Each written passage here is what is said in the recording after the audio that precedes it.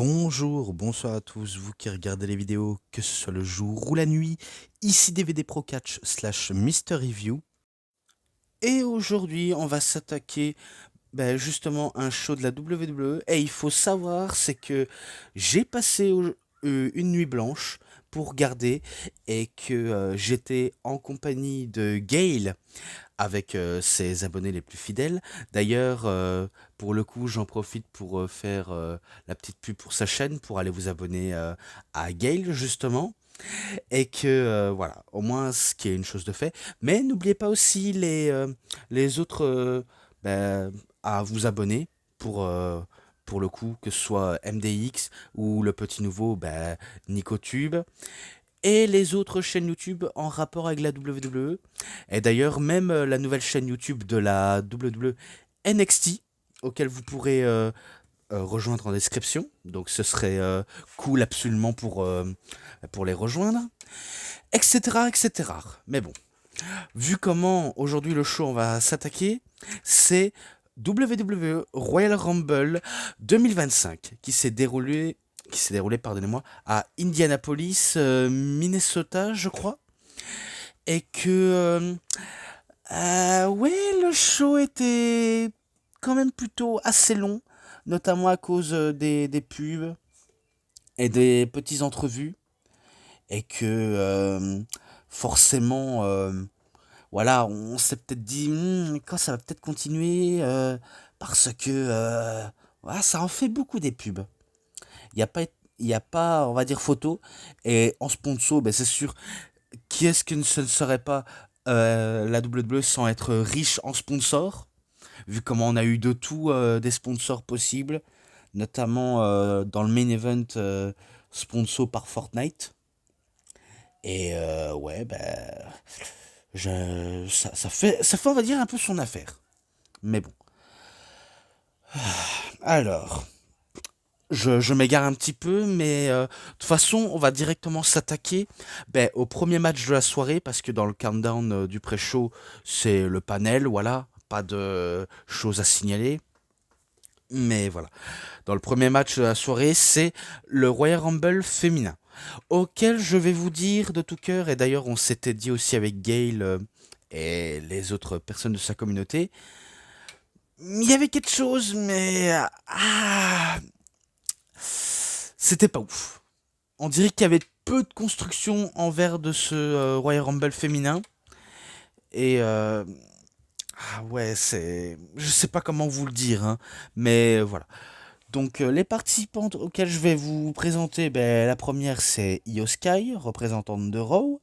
La deuxième c'est Liv Morgan, représentante de Raw. Parce que il y avait pas mal de noms, que ce soit du côté de Raw, SmackDown, NXT, euh, hors compagnie, comme l'année dernière avec la TNA. Et j'en passe, même des Hall of Famers. Donc, même des noms affiliés, euh, ce que vous voulez, de toute façon, ce que vous voulez. Donc, voilà. Ensuite, la numéro 3 eh bien, c'est une représentante d'NXT, Roxanne Perez. Et à ce que j'ai entendu, elle aurait apparemment brisé le record. Et auquel je me suis dit oui, mais à quel moment? En sachant que un record comme ça ne doit être que battu si on reste beaucoup plus longtemps. Et d'ailleurs, c'est ce qui s'est entre guillemets arrivé. Mais maintenant, attendons voir si c'est pas quelque chose que on raconte de faux en disant ouais, elle a battu le record de Bailey, elle a battu le record de Bianca Belair, elle a battu le record de Rhea Ripley, etc. Mais bon, moi je préfère pas y penser trop à ça. Mais rester très longtemps, je sais qu'elle est restée très longtemps.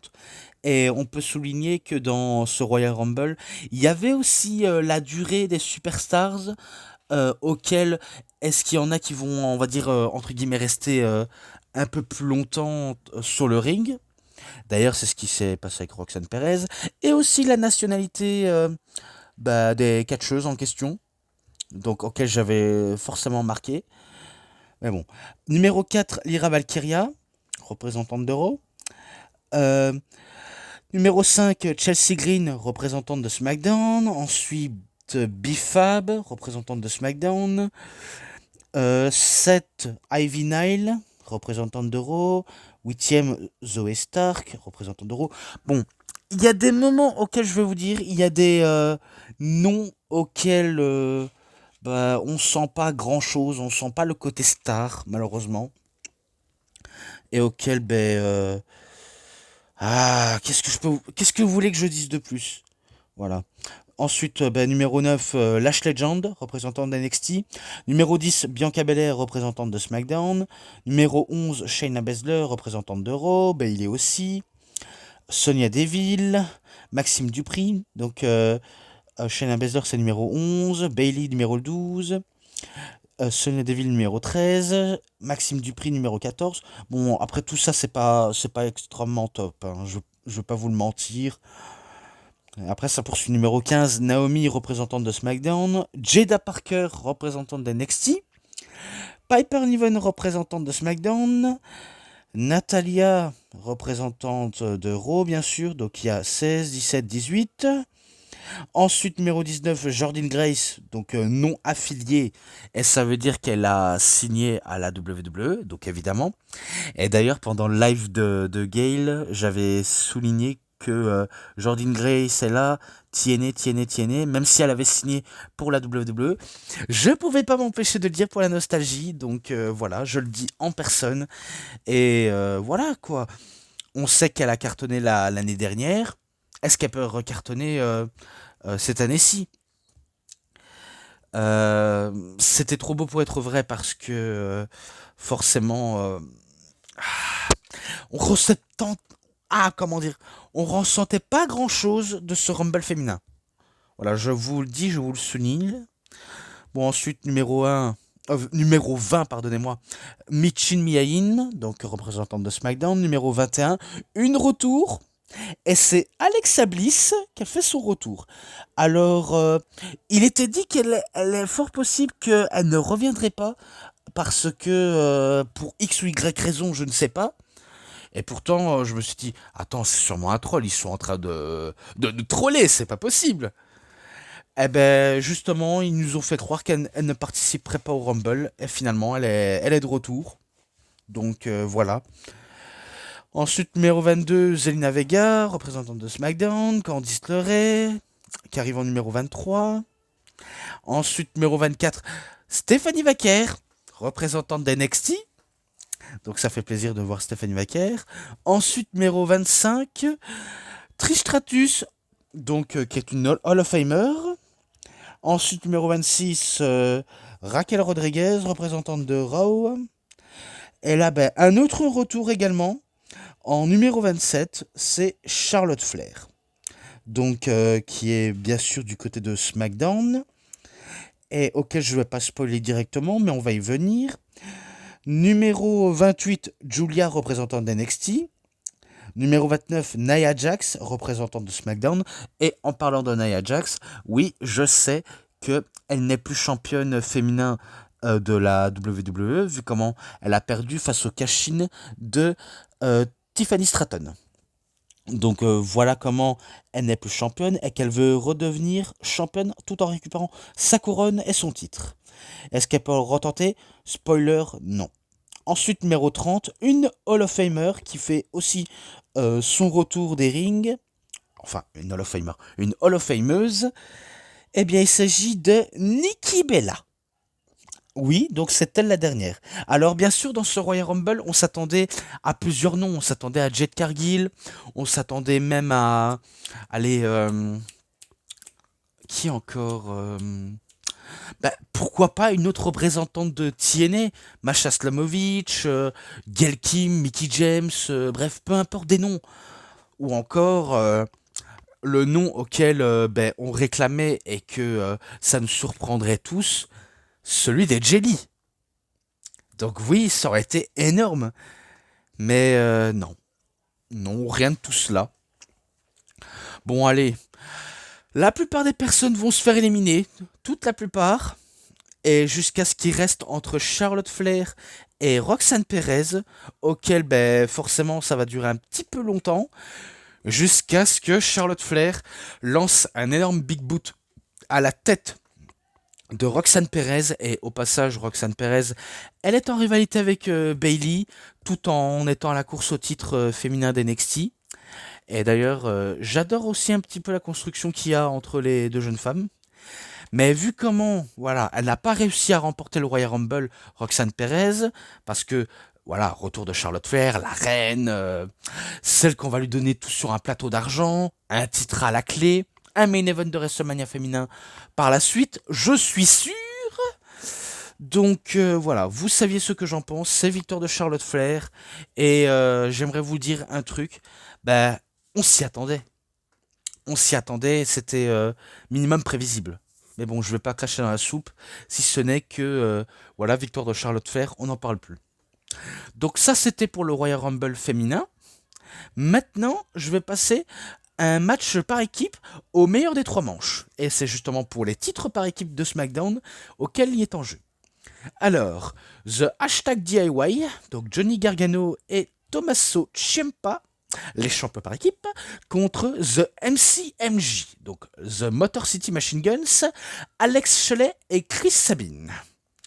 Et pourtant, je peux vous le dire que ce match-là par équipe, c'est le match le moins attendu de la carte, parce que en face, quant à le match féminin du Royal Rumble, match masculin du Royal Rumble justement, et le match de l'échelle entre Cody et Owens, bah, tu te dis, ouais, c'est vrai que c'est le match le moins attendu, malgré le talent de ces quatre catcheurs. D'ailleurs, j'avais un petit peu en débattre avec Gale.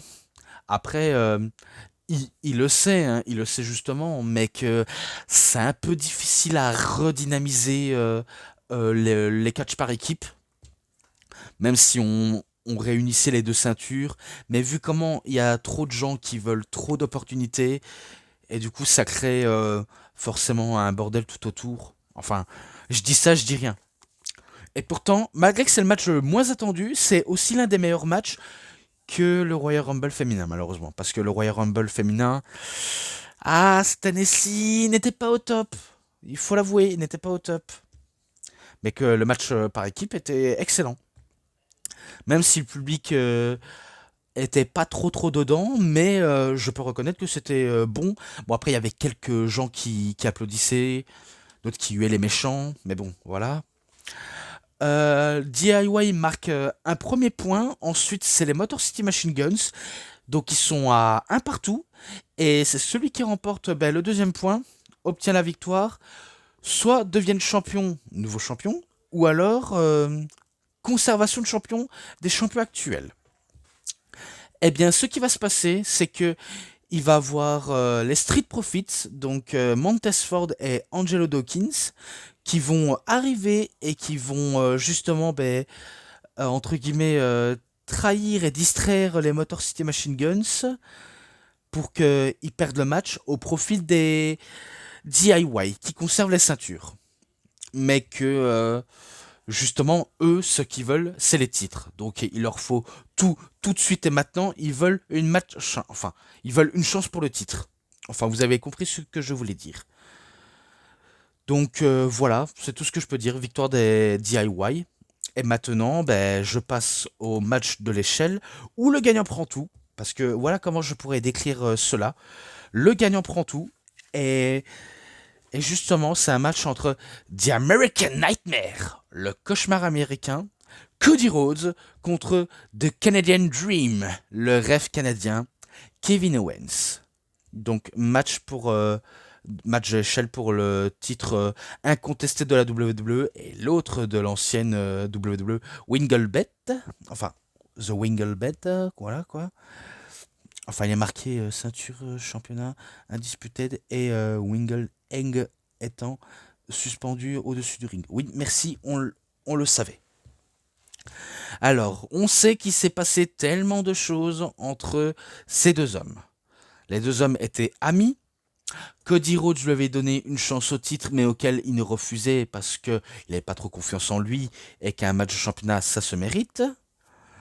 Ensuite, vu comment Roman Reigns revenait et que selon lui s'associer avec son pire ennemi, c'est pour lui un poignard dans le dos et qu'il a, entre guillemets, Cody Rhodes a mis en péril leur amitié avec Owens.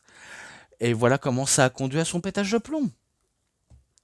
Mais maintenant, est-ce qu'on pense que Kevin Owens a raison sur toute la ligne? Est-ce que, au fond, Cody Rhodes n'est pas, on va dire, celui que on croit?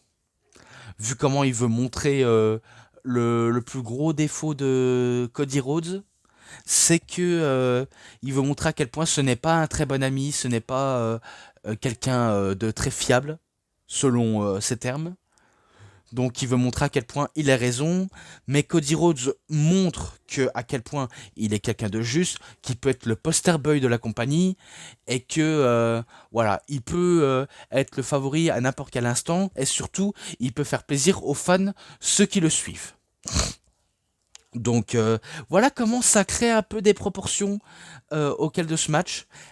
Et je vais pas vous le nier, c'est l'une des meilleures rivalités de Cody Rhodes depuis qu'il est champion incontesté, depuis qu'il n'est plus en rivalité face à la Bloodline. Selon mes dires. Donc ça, je peux le dire ouvertement, c'est l'un des meilleurs matchs pendant qu'il est champion face à Kevin Owens. Vu comment il se passe tellement de choses, les références notamment à Stardust, à Dusty Rhodes, euh, les... Ah, il y a pas mal de références, notamment à Dusty, justement, comme j'ai dit, vu comment le fameux slogan de Dusty Rhodes, c'est être le fils d'un plombier, eh bien, Kevin Owens, lui, a pris ce slogan en disant qu'il est le fils d'un technicien de la sécurité. Je crois que c'est ça. Système de sécurité, je crois. Système de sécurité technique. Ah ben, voilà comment est son slogan à Kevin Owens en tant que le rêve canadien. Donc, ouais, il y a pas mal de références, hein. Pas mal de références. Est-ce qu'on s'attend à un retour de quelqu'un auquel on s'y attend pas? Je pense notamment à Randy Orton ou The Rock ou autre. Ni l'un ni l'autre. Vu comment dans ce match-là, c'était de la pure bagarre. La pure bagarre, bagarre, bagarre. Et que les deux hommes se sont mutuellement mutilés. Et ça, Gail pourra vous le confirmer, vu comment on l'a regardé justement ensemble avec tous les viewers des abonnés fidèles à lui, et auxquels on regardait attentivement, et là on se dit putain, quelle violence! Mais quelle violence! C'est des fous! Ne mettez plus des matchs hardcore avec ces deux-là. Enfin, avec des stipulations très dangereuses que match de échelle. Vraiment, vaut mieux arrêter avec eux. Parce que ils sont prêts à aller tellement loin, quitte à mettre en danger leur santé physique. Ça s'est ressenti avec Kevin Owens, vu comment Kevin Owens, je crois qu'après ce match-là, il pourra donner son corps à la médecine. Vu comment les fameux bumps auxquels ils ont subi, même à un moment donné, Cody Rhodes aussi, on a même cru qu'il était blessé face à un spot de l'échelle. Et là, on s'est dit, oh putain, mais arrêtez, vous allez vous tuer. Eh ben, vu comment il n'y a pas de retenue, pas d'arnaque auprès de l'arbitre, non, là c'est vraiment du combat jusqu'à ce que ce soit le meilleur qui remporte les deux titres à la fois. Donc ça se ressent dans ce match, hein. Vraiment, ça se ressent. Mais à un moment donné, quand Cody Rhodes vend, entre guillemets, une blessure qui n'est peut-être pas réelle, eh bien, il y a Kevin Owens, non, Sami Zayn, excusez-moi, qui arrive et qui est entouré près des médecins pour voir si l'intégralité physique de Cody Rhodes va bien, s'il n'est pas justement aussi amoché qu'on le prétend, et que il veut toujours montrer à quel point il est toujours ami avec Cody. Maintenant, espérons que... Parce que je sens qu'il y a quelque chose avec Sami Zayn. Et il est fort possible qu'on pourrait mettre dans l'équation pour une rivalité avec Cody ou justement entre la rivalité Owens et Cody. Parce qu'il se passe un truc, il se passe un truc. Il sait pas s'il doit rester auprès de son ami depuis de longues années, donc je parle à la personne de Kevin Owens, ou alors de son ami auquel il a toujours été franc et honnête et auquel il s'est battu à ses côtés, Cody Rhodes. Ah, il a un peu le cul entre deux chaises, hein, si vous voulez mon avis. Il a vraiment le cul entre deux chaises et c'est assez compliqué pour Sami de trop choisir ses amis. Sauf que à un moment donné, ben ça va encore se foutre sous la gueule, encore se foutre sous la gueule, et encore et encore, jusqu'à ce que on sait pas ce qui arrive à Cody Rhodes, mais on sent quelque part qu'il a quand même un petit côté maléfique. On dirait qu'il a un côté Hollander.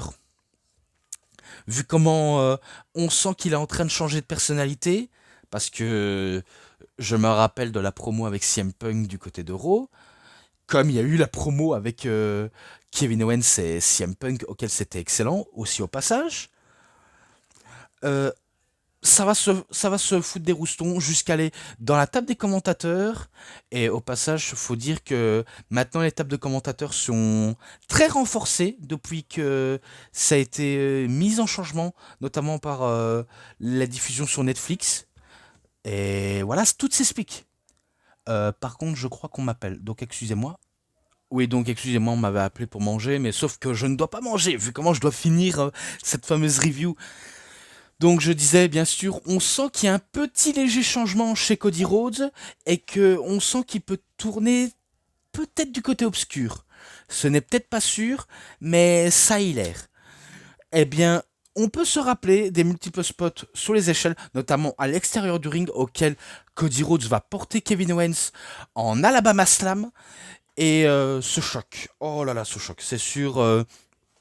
Kevin Owens, je suis sûr qu'il a dû se sentir passer le Alabama Slam à l'extérieur du ring parce que ah, c'est un sacré bump, un peu comme avec Cody Rhodes.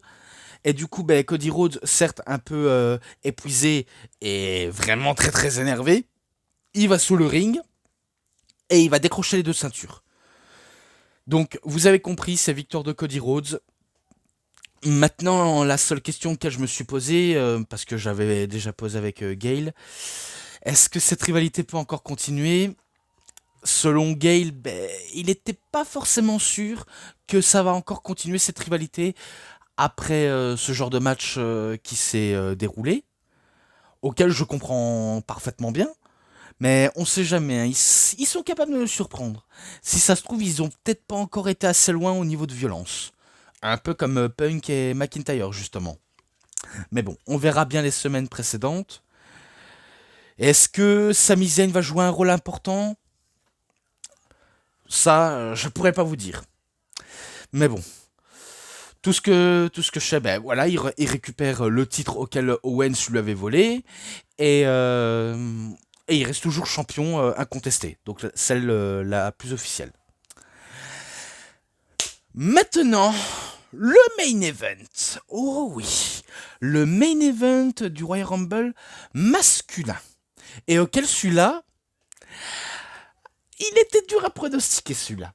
Il était vraiment dur à pronostiquer. D'ailleurs, je ne suis pas très doué en pronostic, mais tellement qu'il y a trop de suspense envers ce Royal Rumble, tu te demandes qui va réellement gagner.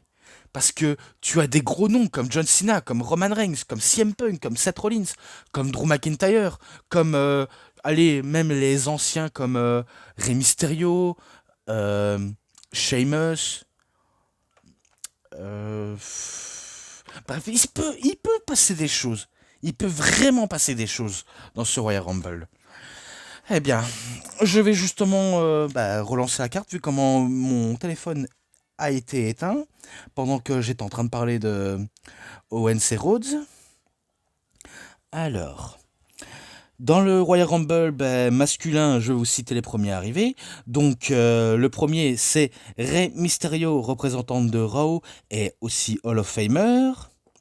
Mais le numéro 2, c'est aussi un représentant de Raw, et auquel il a signé à la WWE très récemment et que vous le connaissez sûrement vu comment c'est un ancien AEW, un ancien de la AEW. Il s'agit de Penta, El Zero Miedo. Donc oui, Penta est à la WWE et il participe au Royal Rumble et rien que de mieux pour affronter sous le ring, même si c'est pas en un contre un quand on est en Royal Rumble, mais pour ouvrir, et je suis presque sûr qu'on pourrait peut-être avoir une rivalité entre les deux, Rey Mysterio et Penta. Oh mais ça c'est le match de rêve. Là je vous dis c'est vraiment le match de rêve. Entre Rey et Penta, y a pas à dire.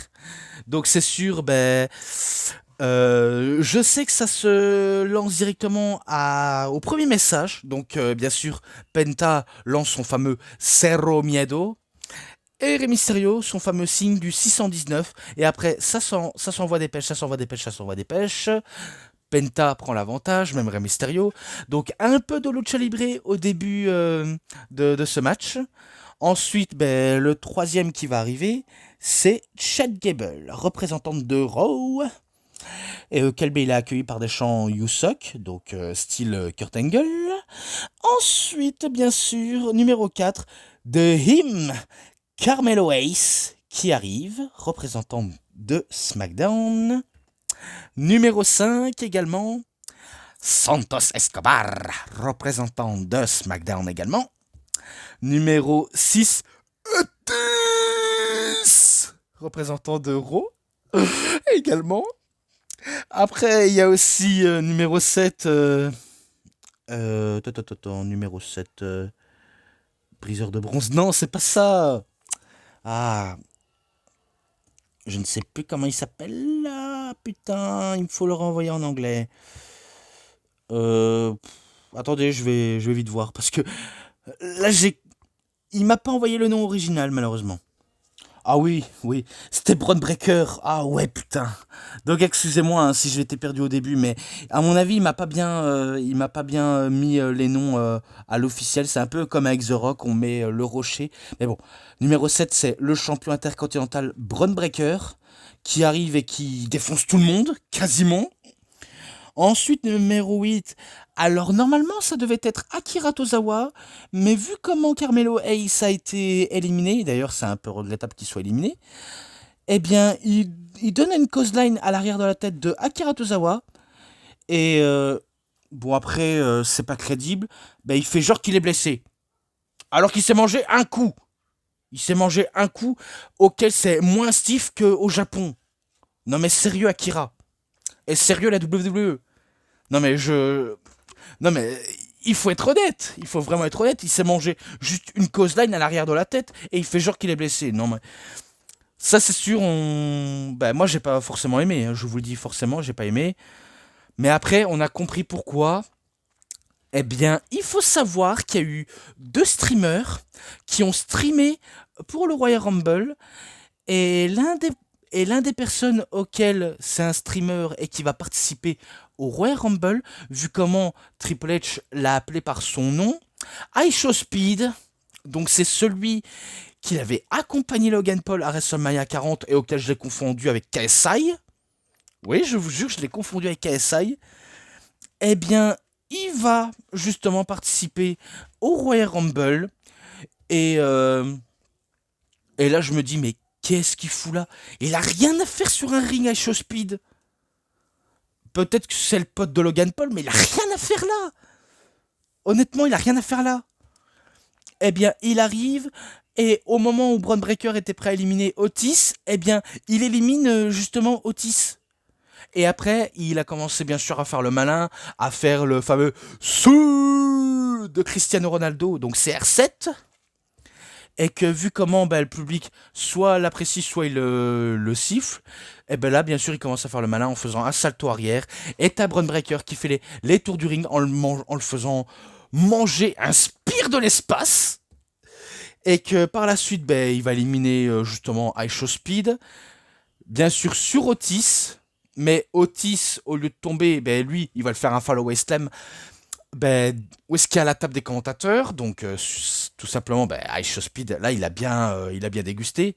Inspire, une projection et un follow slam sur la table et pas à travers. Donc, sur la table, parce que la table, vu comment le poids du mec qui est très fin, ça pourra pas casser. Donc, il est éliminé. Et voilà quoi. Voilà. Ensuite, numéro 9, Sheamus, représentant de Raw. Numéro 10, The Big Jim, Jimmy Uso, représentant de SmackDown. Ensuite, numéro 11, Andrade également. Numéro 12, le Samoan One Wolf, Jacob Fatu. Alors, est-ce que Jacob Fatu est le nouveau chef de la Bloodline? C'est la question que je me pose. Vu comment on dirait que Solo Sikoa a abandonné bah, sa Bloodline à lui. Et ouais, quand même, il pourrait avoir du changement forcément. Forcément, il pourrait avoir du changement. Mais vu comment lui aussi, c'est un véritable monstre et qui fait vraiment le ménage, Jacob Fatou, là c'est sûr, ça envoie des projections à gogo. Ensuite, numéro 13, Ludwig Kaiser. Ok, il arrive et il fait oh là là là là. On prend son temps, on n'est pas pressé, on va se calmer, on va faire ben, du catch vraiment à l'ancienne auquel on reste un minimum un peu plus longtemps. Et voilà, rien de se presser. Et bien, à peine arrivé sous le ring, eh ben, il se fait éliminer. Donc voilà. Ensuite, ben, numéro 14, représentant de SmackDown, Le Miz. Et le numéro 15, c'est un catcheur de la TNA et qui est le champion du monde de la TNA actuellement. Et auquel ben, je vais faire ben, sa musique en version française. Alors bien sûr, je n'ai pas fait la version musique, malheureusement, parce que j'ai pas eu trop le temps cette semaine-ci ou l'autre semaine. Il faudrait que j'y pense au bout d'un moment, mais je vais tenter. Donc, on va lancer la photo. Dites son nom et il apparaît. Et je crois en Joe Hendry. Et je crois en Joe Hendry. Parce qu'il aime Londres et Paris et Tokyo, en Amérique, en Écosse, au Canada et au Mexique. On dit et je crois en Joe Hendry. Et je crois en Joe Hendry.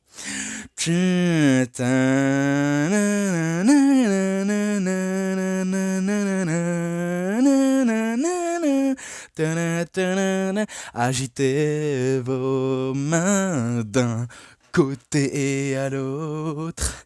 Et dites je crois en Joe Hendry. Et Joe Hendry est si prestigieux. Agitez vos mains d'un côté à l'autre. Et dites je crois en Joe Hendry. Et Joe Hendry est si prestigieux. Voilà. Tout simplement, eh ben, il participe au Royal Rumble et bien sûr, les gens chantent We Believe, We Believe, We Believe ou encore TNA, TNA, TNA. Ah là c'est sûr, là je me suis emballé parce que depuis tout à l'heure je disais TNA, TNA, TNA, notamment quand il y avait bah, les Motor City Machine Guns, Jordynne Grace, même si elle a signé à la WWE. Et ben là quand c'est Joe Hendry, il y a de quoi aussi, il y a de quoi de dire TNA, TNA. Donc il n'a pas fait grand-chose à part faire ben, des spots, se montrer et aussi se mesurer aux autres catcheurs de la WWE. Mais malheureusement pour Joe Hendry, malgré tout ce qu'il a pu faire et faire réagir le public, il n'était pas de taille face à l'arrivée du original chef de tribu. Celui auquel on doit le reconnaître. Donc bien sûr, il arrive en numéro 16. Et c'est celui auquel, bien sûr, on doit le reconnaître. Il s'agit bien sûr de Roman Reigns. Donc oui, Roman Reigns qui fait le ménage, qui balaye tout sur son passage. Malheureusement, même Joe Hendry. Ensuite, ben, ça poursuit. Numéro 17, Drew McIntyre, représentant de Raw. Et on sent qu'il y a vraiment de l'animosité entre les deux. Surtout pour Drew McIntyre envers Roman Reigns. Et il veut, entre guillemets, sa vengeance. et auquel certes il sait qu'il ne l'a jamais battu en 1 contre 1, mais il le voudrait, malgré tous les efforts du monde, il le voudrait. Il veut vraiment la peau de Roman Reigns, quelque part par là. Mais bon. Numéro 18, pardonnez-moi. Finn Balor, représentant de Raw, donc ouais, pas surprenant malheureusement. Numéro 19, le champion des États-Unis, Shinsuke Nakamura, représentant de SmackDown. Et numéro 20, c'est un représentant de Raw auquel il s'agit du main event et auquel on doit yeeter à chaque entrée. Jey Uso. Oui. Donc Jey Uso, il arrive, il fait des fameux spots. Le public chante yeet, yeet, yeet. Donc comme à l'accoutumée. Le numéro 21, c'est un représentant de SmackDown et auquel on est content qu'il soit de retour. Et il s'agit de Phenomenal AJ Styles, auquel il fait son retour de blessure à la cheville. Et maintenant, on espère qu'il va pas se blesser à nouveau. Donc, il est arrivé, et là, quel banger auquel il peut faire, AJ Styles, et qui n'a encore rien perdu de sa superbe. Mais aussi, ça pourrait être très historique pour lui de remporter un Royal Rumble pour la première fois de sa carrière. Hein. Je sais pas pour vous, mais moi je le vois de cette manière-là. Là, ensuite, on a le numéro 22, et c'est encore un représentant de SmackDown également, Braun Strowman Colonel. Donc oui, un peu comme Rambo, Braun Strowman Colonel, auquel il arrive, et il va s'en prendre directement à Jacob Fatu, vu comment il veut se venger de la terrible agression qu'il y a eu au Saturday Night Main Event de 2025. Donc il veut se venger, et pour se venger, il décide de l'éliminer en le portant sur ses épaules et en le balançant comme si de rien n'était. Donc leur petite rivalité monstrueuse entre les deux hommes très dangereux n'est pas terminée. Oh que non, n'est pas terminée justement. Et là, bien sûr, le numéro 23, c'est un nom affilié, un futur Hall of Famer, et auquel ce sera sûrement sa dernière tournée d'adieu cette année-ci. Je veux bien parler bien sûr de celui qu'on surnomme The Champ, mais surtout de Super John Cena. Donc Super Cena, donc vous avez compris, c'est John Cena qui arrive, et que là on s'était dit, est-ce qu'il va peut-être faire sa 3e victoire au Royal Rumble? Oh là là, s'il le fait, oh là là, j'ai envie d'y croire, justement j'avais envie d'y croire, et on était tous persuadés, hein. On était vraiment tous persuadés, et auquel, faut pas trop s'emballer, faut garder un peu le minimum de suspense. Et pourtant, je peux vous le dire, dans ce Royal Rumble, là, c'est sûr, les étoiles étaient tous alignées, hein, je peux vous le dire, c'était tous alignés, mais on n'était pas à l'abri de quelque chose de très surprenant. Bon, après, je poursuis. Numéro 24, CM Punk, représentant de Raw. De toute façon, il n'y a que des représentants de Raw auxquels je vais citer. Numéro 25, Seth freaking Rollins. Numéro 26, Dirty Dom, Dominique Mysterio. Et numéro 27, Sami Zayn. Auxquels ils font leur rentrée, ils arrivent, et ça s'enchaîne directement. Hein. Des bim bam boum par-ci par-là. Voilà, voilà, voilà. Et jusqu'à l'arrivée de 3 autres auxquels bientôt il n'en aura plus, bien sûr. Donc je sais, j'ai du mal à mieux expliquer, mais c'est pas grave, j'essaie de expliquer tant bien que mal. Le numéro 28, un représentant de SmackDown, et bien sûr l'autre aussi, c'est Damien Priest, auquel il arrive également. Ensuite, numéro 29, le Chevalier de Los Angeles, LA Knight, yeah, auquel il arrive dans le Rumble. Et bien sûr, le numéro 30, auquel on pensait que ce serait sûrement Randy Orton, sûrement The Rock. Quelle personne auquel on n'a pas su parler Ah, je sais pas, il y avait plusieurs possibilités, hein, vraiment que des possibilités. Mais le 30e participant, il s'agit du Maverick Logan Paul, auquel justement il arrive pour foutre un peu la misère à tout le monde et un petit peu mettre une mini clim au passage, vu comment Il fait un peu le genre de WrestleMania moment, enfin le Royal Rumble moment, notamment en faisant un peu à la manière de John Morrison ou Kofi Kingston, Naomi, etc.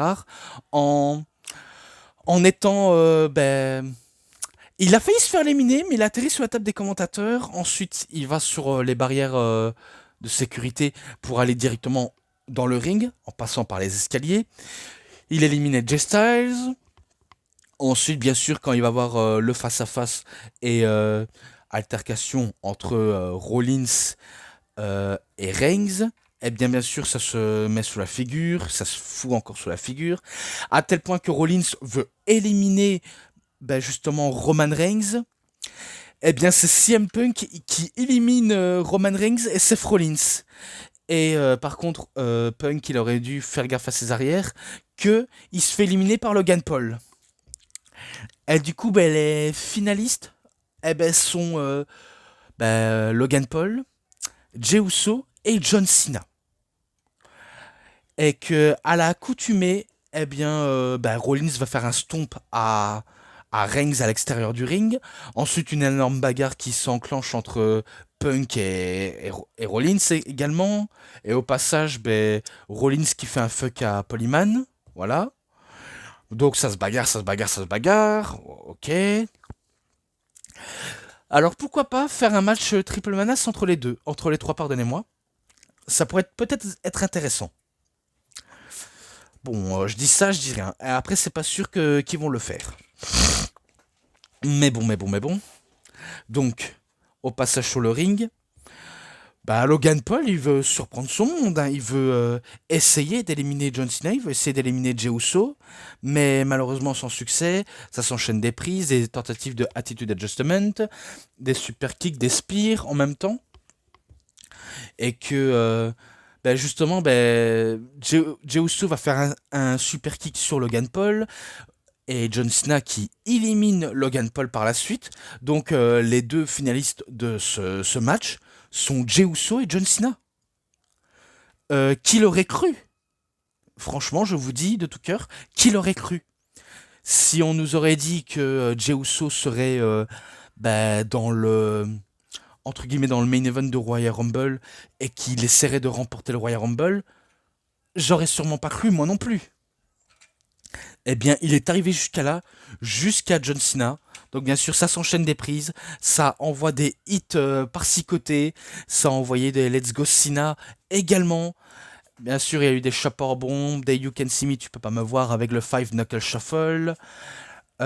Tentative de Attitude Adjustment, des super kicks, des spears, des splash, j'en passe des nombres. Et il y a à quelques moments auxquels je me suis dit, oh John Cena, il est presque au dodo de la victoire. Ouh, c'était sûr, c'était sûr. Parce que à chaque prise qui se mange, tu te dis, mais comment il va réussir à remporter ce Rumble? Parce que quelque part, John Cena, depuis qu'il commençait à perdre ses matchs, on se dit, ouais, il est un petit peu underdog hein, sur les bords, John Cena. Donc, pas facile, hein, vraiment pas facile de savoir s'il remporterait le Royal Rumble. Eh bien, au moment où il portait sous ses épaules en attitude adjustment, Jey Uso est bien sûr dans le ring, donc il n'est pas, on va dire, à l'extérieur du ring, mais il est dans le ring. Et si je crois bien, il pousse John Cena, ou alors il donne... Enfin, j'ai pas très bien vu, mais je sais qu'il élimine John Cena. Et là, t'as John Cena qui fait... qui fait... Quoi? Quoi? Putain, j'ai perdu? Et t'as Jey Uso, bien sûr, qui n'y croit pas de ce qu'il a fait, qu'il a éliminé John Cena. Et du coup, John Cena, il était persuadé que le Royal Rumble était à lui cette année. Un troisième Royal Rumble pour égaler avec Stone Cold Steve Austin. Et pourquoi pas un 17e titre pour dépasser le record de Ric Flair. Ça serait historique. Eh bien, c'est Jey Uso qui remporte le Royal Rumble. Et qu'à la fin, John Cena, bien sûr, en bon perdant qu'il est, enfin, en bon perdant, même si au fond de nous, en tant que fans, et qu'on espérait que ce serait sa tournée d'adieu, une réussite pour sa carrière, bien, il le félicite, il lui fait un câlin, et qui dit, justement, bien joué, mon gars, tu l'as mérité. Alors, c'est vrai que les avis mitigés sont très partagés, parce qu'il y en a qui étaient contents, il y en a qui n'étaient pas vraiment contents, et on était sur le cul. On était vraiment sur le cul que c'était Jey Uso qui remporte le match. Donc, il n'y a pas à dire, c'était... j'ai pas les mots, j'ai vraiment pas les mots. Mais bon, c'est tout ce que je peux dire, c'est victoire de Jey Uso. Et il célèbre sa victoire avec Pat McAfee, Michael Cole, et même avec son fils aussi. Donc voilà, ça a envoyé des hits, des hits, des hits, des hits par-ci côté. Et les avis mitigés, c'est sûr, il y en a qui vont aimer, il y en a qui vont détester. Ça dépend des goûts de chacun, mais bon, c'est comme ça. Et voilà, moi je dis, ben, félicitations à Jey Uso. Après, comment on peut le builder Jey Uso? Est-ce qu'on peut le builder très fort à la manière de Cody Rhodes? Ça se passe comment? Parce que c'est pas facile, hein. Bon, après, ils vont sûrement le mettre en rivalité face à Gunther, hein, pour la deuxième ou troisième fois, je crois. Après, s'il échoue, ben, tant pis pour Jey Uso. Voilà. Donc voilà, c'était tout pour le Royal Rumble. Et que, ouais, le Royal Rumble masculin était un banger, mais le Royal Rumble féminin n'était pas, on va dire, un banger à ce point-là. Et concernant les matchs hors Rumble, eh bien, c'était bah, tout aussi génial les uns que les autres. Voilà, au passage. Et j'espère que ça vous aura énormément bien plu. Je m'arrête pour ce Royal Rumble 2025. Et voilà tout. Voilà, c'est tout pour cette vidéo de review. C'était DVD Pro Catch slash Mister Review. J'espère que vous avez très bien aimé cette vidéo. Et si cette vidéo vous a vraiment bien plu, vous savez ce qu'il vous reste à faire. Likez la vidéo, commentez, partagez, abonnez-vous à ma chaîne et cliquez sur la petite cloche pour avoir plus des notifications et des prochaines vidéos. Et moi, comme d'habitude, je vous dis bonne journée, bonne soirée à tous. Au revoir tout le monde pour une prochaine vidéo. A plus à tous les fans de catch. Allez, bye bye tout le monde. Salut tout le monde.